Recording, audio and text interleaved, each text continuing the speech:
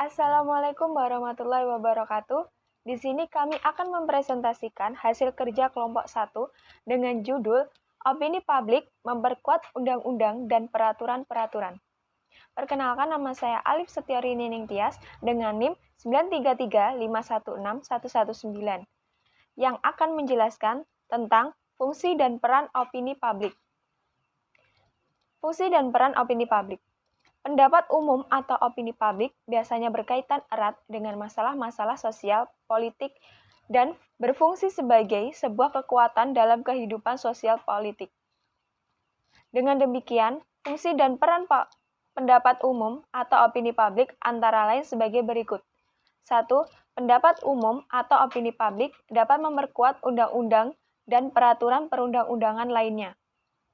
Yang kedua, pendapat umum atau opini publik berperan sebagai pendukung moral dalam masyarakat.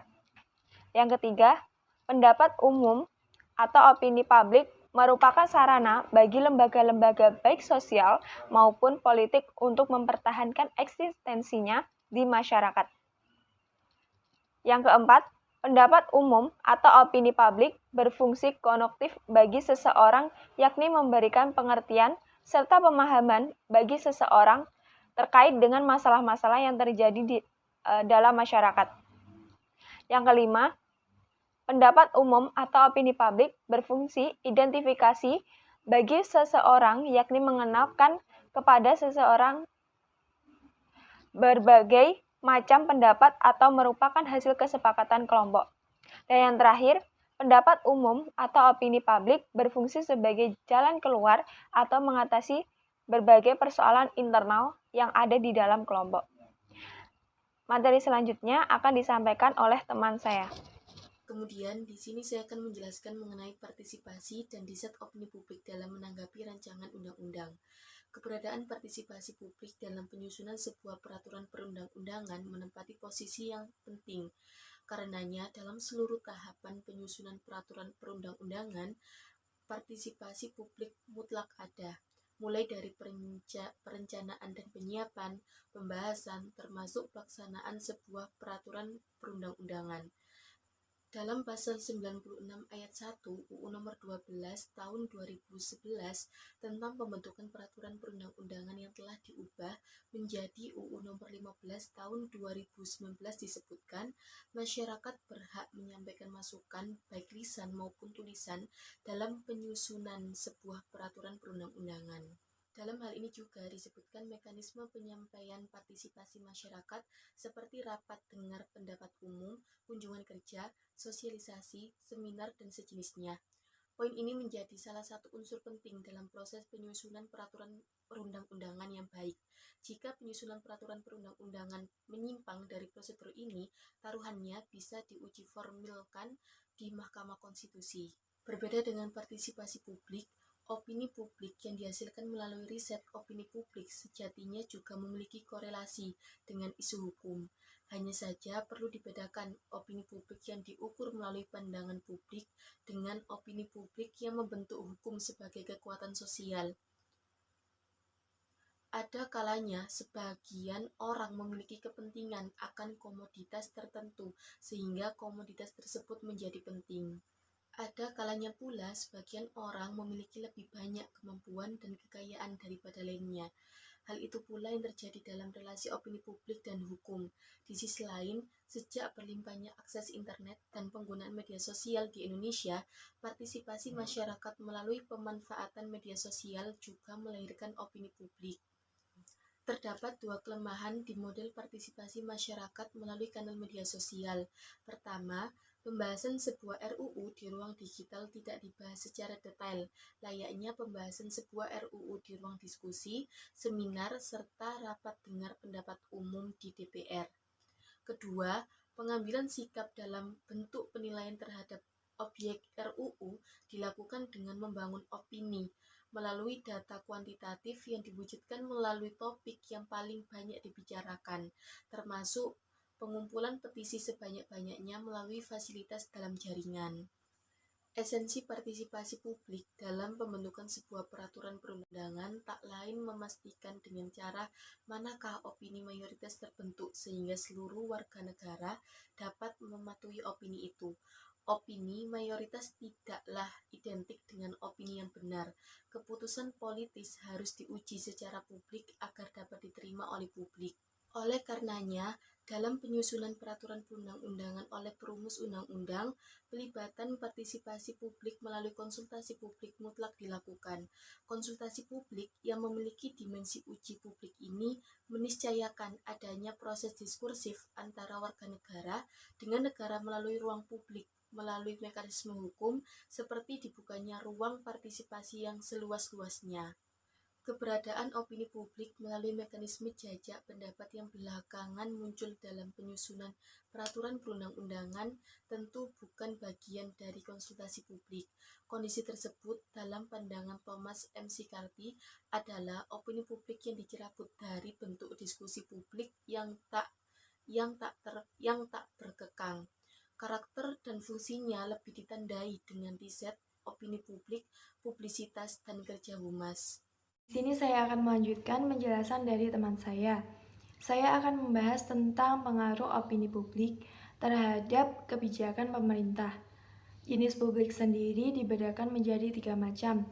Yang pertama ada publik satu isu, yaitu kumpulan individu yang memperhatikan dan dapat dimobilisasi pada satu isu atau kisaran sempit isu. Kemudian yang kedua ada publik organisasi, yaitu kumpulan individu yang memperhatikan dan dapat dimobilisasi pada isu-isu yang mempengaruhi organisasi atau keanggotaannya. Yang ketiga ada publik ideologis, yaitu kumpulan individu yang memperhatikan dan dapat dimobilisasi pada setiap masalah yang berhubungan dengan ideologi. Ideologi di sini mengacu pada seperangkat prinsip politik, sosial, ekonomi, agama, moral, etika, masyarakat, cita-cita, dan nilai. Yang selanjutnya ada karakteristik dari opini publik yang mempengaruhi respon pemerintah. Yang pertama ada distribusi, mengacu pada kekuatan numerik dari berbagai pendapat yang diselenggarakan atas suatu problem. Kemudian yang kedua ada intensitas, yang ini mengacu pada kekuatan perasaan pada publik yang memegang sikapnya, atau tingkat komitmen publik harus pada posisinya. Jejak pendapat masyarakat umum hanya melaporkan distribusi opini yang objektif tentang suatu masalah. Yang ketiga ada stabilitas. Stabilitas sendiri mengacu baik pada distribusi dan intensitas opini dari waktu ke waktu. Pada beberapa masalah, ini relatif stabil, misalnya kontrol senjata dan aborsi. Kemudian pada masalah lain, terutama pada masalah pemilu, pendapat bisa agak tidak stabil, kadang-kadang juga bergeser secara dramatis selama periode singkat. Yang keempat ada latensi. Latensi sendiri mengacu pada karakteristik dari pendapat yang belum mengkristal. Opini laten berhubungan dengan sikap yang bukan tentang setiap masalah khusus, namun penilaian keprihatinan umum tentang arah. Kemudian yang kelima ada arti penting. Arti mengacu pada sejauh mana isu tertentu mempengaruhi publik tertentu. Arti penting dari sebuah isu tampaknya akan mempengaruhi karakteristik sebelumnya yang ditunjukkan oleh opini. Studi kasus opini publik memperkuat undang-undang dan peraturan-peraturan. Penerapan dalam kehidupan sosial dan politik dalam basis opini publik. Sebuah majalah politik di Indonesia mencantumkan beberapa pertanyaan. Salah satunya adalah bagaimanakah menurut Anda setuju atau tidak proses pemilu 2014 dalam konteks calon presiden dan wakil presiden didominasi oleh pengusaha-pengusaha media massa. Dalam hal tersebut tentunya dibutuhkan respon dari publik sebagai jawaban dari sebuah pertanyaan. Misalnya, dari contoh 100% berbagai orang tentu memberikan respon setuju maupun tidak setuju. Nah, dapat dikatakan 60% orang setuju, bahkan 40% orang tidak setuju. Nah, dengan contoh studi kasus tersebut bisa ditarik kesimpulan bahwa publik memberikan suatu opini yang berbeda-beda, sehingga opini publik memang sudah melekat dalam kehidupan mereka, khususnya dalam kehidupan sosial dan politik. Pada umumnya, proses terjadinya opini dan opini publik terbagi menjadi 3 bagian, yaitu yang pertama proses terbentuknya pengertian dan pengetahuan atau knowledge. Nah, yang kedua proses sikap pendapat menyetujui atau tidak menyetujui, sering disebut attitude and opinion. Yang ketiga proses terjadinya gerak pelaksanaan atau praktis. Publik memiliki daya kritisi yang sangat signifikan, bahwa publik itu memiliki daya tangkal sekaligus daya serap yang sangat tinggi. Sehingga tidak salah bahwa publik lebih dominan mengusung sebuah opini yang berlebihan. Namun agar publik tidak menggunakan daya tangkalnya, justru harus mengutamakan daya serapnya. Sebagai aplikasi nyata, maka para politikus menggunakan retorika sebagai cara untuk merayu publik agar opini publik dapat terarah dengan baik. Nah, pada dasarnya publik mengkritisi suatu masalah tentu memiliki tujuan yang terstruktur. Kasus yang memberikan pernyataan bahwa politik di Indonesia sangat erat dengan anti korupsi. Dengan pernyataan tersebut tentu akan memunculkan berbagai sikap kritis dari publik yang memberikan stigma positif atau negatif, serta dengan pernyataan pro dan kontra. William Albick mengemukakan bahwa opinion is any expression on controversial topic. Dapat diartikan bahwa opini adalah suatu pernyataan yang sifatnya bertentangan. Anwar Arifin telah memaparkan semua yang berkaitan dengan opini publik, mengupas dari mulai hakikat opini publik sampai dengan merayu opini publik. Setelah itu, ia memaparkan bagaimana sebuah eksistensi dinamika opini publik yang sebenarnya telah melekat dalam diri publik untuk dapat mengekspresikan dan menyampaikan sebuah opini. Meskipun menurutnya bahwa dinamika opini publik merupakan perubahan yang disebabkan oleh adanya sejumlah kekuatan yang memengaruhi individu yang bersumber dari diri sendiri dan lingkungan sosialnya. Seperti halnya Austin Raney, Anwar Arifin dalam bukunya tidak memaparkan secara terperinci bagaimana publik bisa menguasai sebuah opini publik secara terstruktur. Nah, seluruh fakta-fakta yang real dalam pemaparan Austin Raney, bahkan Anwar Arifin dalam bukunya telah memberikan sebuah asumsi untuk membuktikan suatu opini publik atau public opinion dalam kehidupan sosial dan politik.